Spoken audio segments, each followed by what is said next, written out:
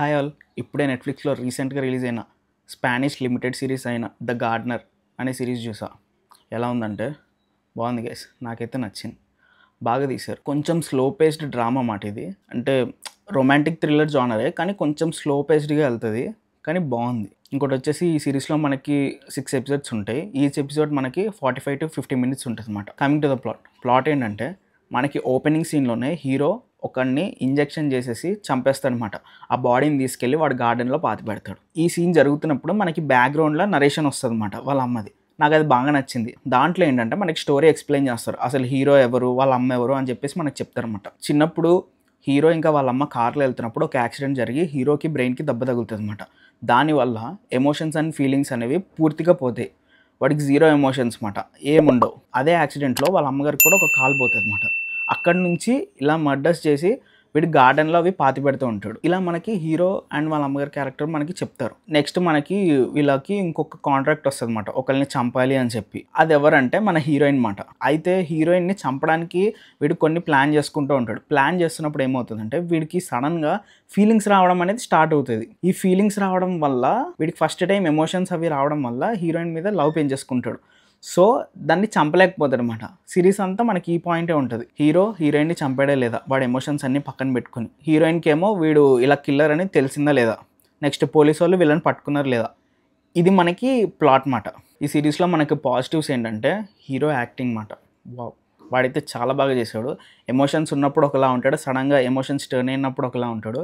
Hero acting అయితే చాలా బాగుంటది. వాడి స్క్రీన్ ప్రెజెన్స్ కూడా ఎక్సలెంట్‌గా ఉంటది. నెక్స్ట్ వచ్చేసి మనకి మ్యూజిక్ మాట.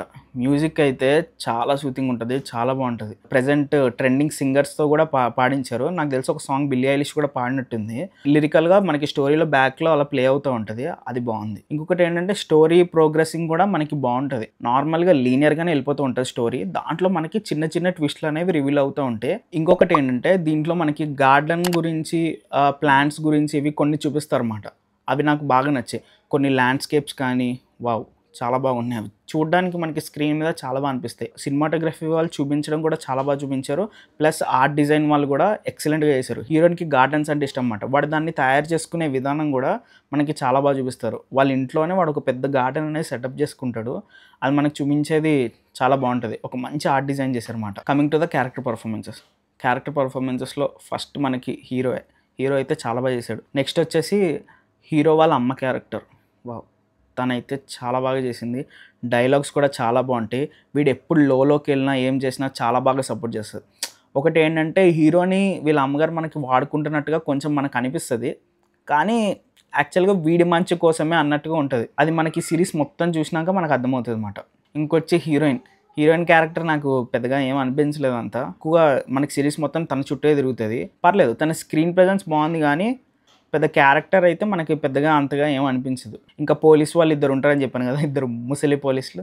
వాళ్ళు కూడా పర్లేదు బానే చేశారు. ఇన్వెస్టిగేషన్ మరీ అంత ఫాస్ట్ పేస్డ్‌గా ఎళ్ళదు గానీ, ఏదో స్లోగా మెల్లగా తీసుకెళ్తూ ఉంటారు.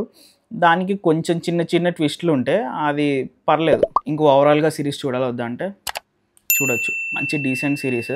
కొంచెం యూనిక్ పాయింట్ ఉంటది. ప్లస్ ఇంకోటేంటంటే సీరీస్‌లో సీనరీస్ కానీ, గార్డెన్ గానీ అవి చూడడానికి కూడా చాలా బావుంటాయి. హీరో యాక్టింగ్ అయితే క్రేజీ ఉంటదన్నమాట. సరే మరి నెక్స్ట్ వీడియోలో మళ్ళీ కలుద్దాం. అంతవరకు బాయ్.